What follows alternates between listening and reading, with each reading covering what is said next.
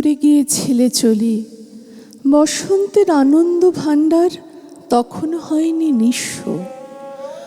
আমার বরণ পুষ্পহার তখনও অম্লান ছিল ললাটে তোমার। হে অধীর, কোন অলিখিত লিপি দক্ষিণে রোদ ভ্রান্ত সমীর এনেছিল চিত্তে তব।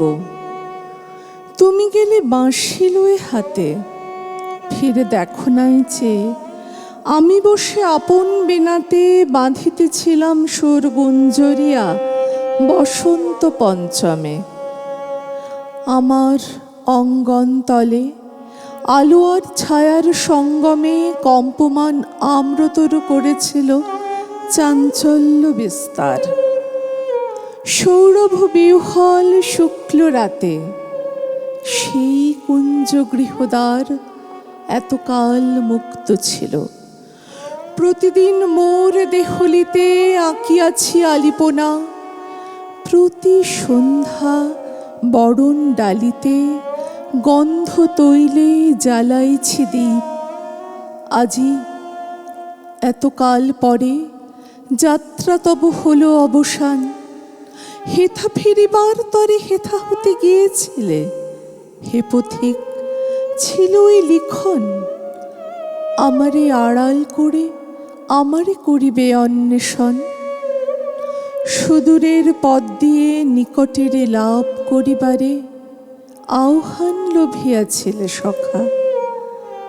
আমার প্রাঙ্গণ দ্বারে যে পথ করিলে শুরু, সে পথের এখানেই শেষ। হে বন্ধু করোনা লজ্জা, মোর মনে নাই ক্ষোভ লেশ, নাই অভিমান তাপ। করিব না ভর্ৎসনা তোমায়, গভীর বিচ্ছেদ আজি ভরিয়াছি অসীম ক্ষমায়। আমি আজি নবতর বধূ, আজি শুভ দৃষ্টি তব বিরহ গুণ্ঠন তলে দেখে যেন মোরে অভিনব অপূর্ব আনন্দ রূপে। আজি যেন সকল সন্ধান প্রভাতে নক্ষত্র সমশুভ্রতায় লভে অবসান। আজি বাজিবে না বাঁশি, জ্বলিবে না প্রদীপের মালা, পরিব না রক্তাম্বর। আজিকার উৎসব নিরালা আভরণহীন। আকাশেতে প্রতিপদ চাঁদ কৃষ্ণপক্ষ পার হয়ে পূর্ণতার প্রথম প্রসাদ লোভিয়াছে। দিক প্রান্তে তারি ওই ক্ষীণ নম্র কলা নীরবে বলুক আজি আমাদের সব কথা বলা, আমাদের সব কথা বলা। মনের ঘরে শব্দের আড্ডা, খাপছাড়ার কথকতা, যেখানে কবিতারা আমাদের কাছে আমাদের অন্তরের ভ্রূণ হয়ে আসে, বীজ হয়ে আসে।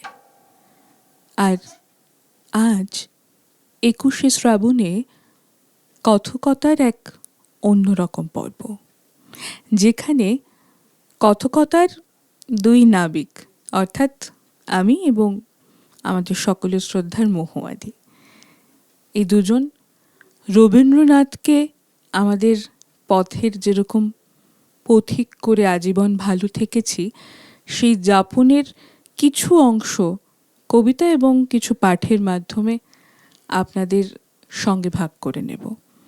মহুয়াদির একটি কবিতায় শুরু হলো আজকের পর্ব। আমরা খুব স্বল্প পরিসরেই পর্বটি সাজিয়েছি, কিন্তু আজকের পর্বে আবহ আছে এবং সেই আবহে আছে এসরাজ, সঙ্গে সুতনু সরকার। মহুয়াদি, তোমার কবিতাটি অপূর্ব শুনলাম এবং তোমার এই কবিতাটি শুনে আমার একটা প্রবন্ধ থেকে কয়েকটি অংশ পড়তে খুব ইচ্ছে করছে। নিশ্চয় পড়ি। নিশ্চয়। বসন্ত ও বর্ষা। এক বিরোহিনী আমাদের জিজ্ঞাসা করিয়া পাঠাইয়াছেন, বিরহের পক্ষে বসন্ত গুরুতর কি বর্ষা গুরুতর, এ বিষয়ে তিনি অবশ্য আমাদের অপেক্ষা ঢের ভালো বুঝেন। তবে উভয় ঋতুর অবস্থা আলোচনা করিয়া যুক্তির সাহায্যে আমরা একটা সিদ্ধান্ত খাড়া করিয়া লইয়াছি। মহাকবি কালিদাস দেশান্তরিত যক্ষকে বর্ষাকালেই বিরহে ফেলিয়াছেন। মেঘকে দূত করিবেন বলিয়া এই যে এমন কাজ করিয়াছেন, তাহা বোধ হয় না। বসন্তকালেও দূতের অভাব হয় নাই, বাতাসকেও দূত করিতে পারিতেন। একটা বিশেষ কারণ থাকাই সম্ভব। বসন্ত উদাসীন, গৃহত্যাগী, বর্ষা সংসারী, গৃহী। বসন্ত আমাদের মনকে চারিদিকে বিক্ষিপ্ত করিয়া দেয়, বর্ষা তাহাকে এক স্থানে ঘনীভূত করিয়া রাখে। বসন্তে আমাদের মন অন্তঃপুর হইতে বাহির হইয়া যায়, বাতাসের উপর ভাসিতে থাকে, ফুলের গন্ধে মাতাল হইয়া জ্যোৎস্না মধ্যে ঘুমাইয়া পড়ে। আমাদের মন বাতাসের মতো, ফুলের গন্ধের মতো, জ্যোৎস্নার মতো লঘু হইয়া চারিদিকে ছড়াইয়া পড়ে। বসন্তে বহির্জগৎ গৃহদ্বার উদ্ঘাটন করিয়া আমাদের মনকে নিমন্ত্রণ করিয়া লইয়া যায়। বর্ষায় আমাদের মনের চারিদিকে বৃষ্টি জলের জবনিকা টানিয়া দেয়, মাথার উপরে মেঘের চাঁদোয়া খাটাইয়া দেয়। মন চারিদিক হইতে ফিরিয়া আসিয়া এই জবনিকার মধ্যে, এই চাঁদোয়ার তলে একত্র হয়। পাখির গানে আমাদের মন ওড়াইয়া লইয়া যায়, কিন্তু বর্ষার বজ্র সঙ্গীতে আমাদের মনকে মনের মধ্যে স্তম্ভিত করিয়া রাখে। পাখির গানের মতো এ গান লঘু, তরঙ্গময়, বৈচিত্র্যময় নহে, ইহাতে স্তব্ধ করিয়া দেয়, উচ্ছ্বসিত করিয়া তুলে না। অতএব দেখা যাইতেছে বর্ষাকালে আমাদের আমি গাঢ়তর হয়, আর বসন্তকালে সে ব্যাপ্ত হইয়া পড়ে। আহা, আমি তো শুরু করলাম রবীন্দ্রনাথের প্রত্যাগত দিয়ে, এবং সেখানে তুমি যেটা বললে বসন্তকালে আমাদের মন ব্যাপ্ত হইয়া পড়ে, এই পাঠটির একদম শেষ লাইন। সত্যি বর্ষা এবং বসন্ত কিভাবে যে একসঙ্গে মিলে যায়, এবং সেই গানে আছে বর্ষা আসে বসন্ত। আমার কিন্তু এই মুহূর্তে মনে পড়ছে রবীন্দ্রনাথ যখন শিলাইদহ পেরিয়ে নাগর নদীর ঘাটে বসে একটি চিঠি লিখছেন, সেই চিঠিটা পাঠ করি। রবীন্দ্রনাথ কালীগ্রাম নাগর নদীর ঘাট থেকে 1895 সালের 6 ডিসেম্বর লিখছেন, কাল অনেকদিন পরে সূর্যাস্তের পর ওপারে পাড়ের উপর বেড়াতে গিয়েছিলাম। সেখানে উঠে এই প্রথম দেখলুম আকাশের আদি অন্ত নেই। জনহীন মাঠ দিক দিগন্ত ব্যাপ্ত করে হাহা করছে। কোথায় দুটি ক্ষুদ্র গ্রাম, কোথায় এক প্রান্তে সংকীর্ণ একটু জলের রেখা।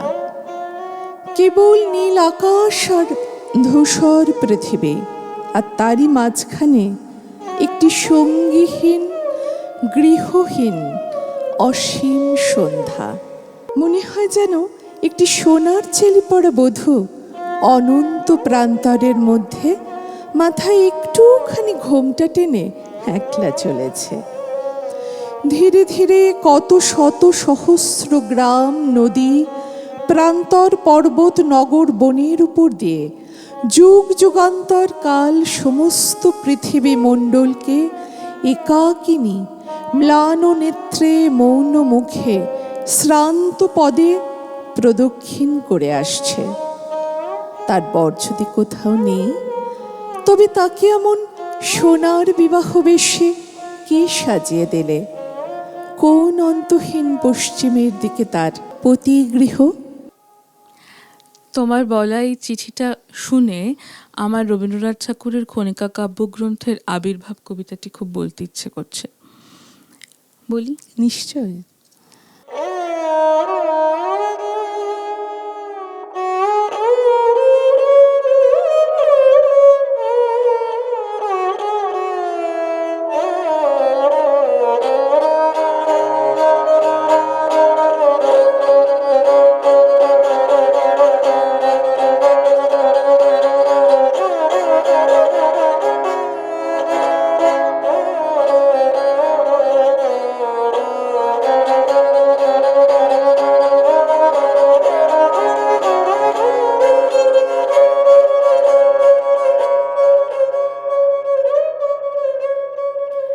বহুদিন হলো কোন ফাল্গুনে ছিনু আমি তব ভরসায়, এলে তুমি ঘন বরসায়।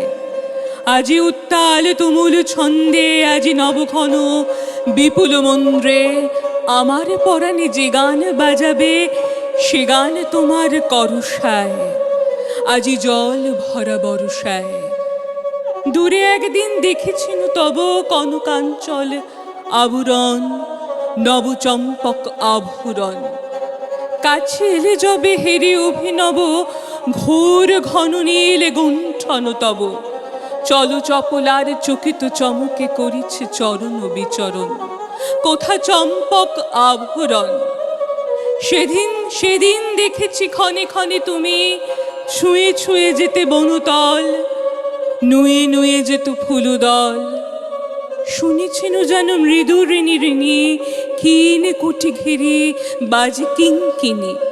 পেয়েছিল যেন ছায়াপথে যেতে তব নিঃশ্বাস পরিমল, ছুঁয়ে যেতে যবে বনতল। আজি আসিয়াছ ভুবন ভরিয়া, গগন ছড়ায় এলো চুল, চরণে জড়ায় বনু ফুল। ঢেকেছে আমারে তোমার ছায়ায়, সঘন সজল বিশাল মায়ায়। আকুল করেছ শ্যাম সমারোহে, হৃদয় সাগর উপকূল, চরণে জড়ায় বনু ফুল। ফাল্গুনে আমি ফুলবনে বসে গেঁথেছিনু যত ফুলহার, সে নহে তোমার উপহার।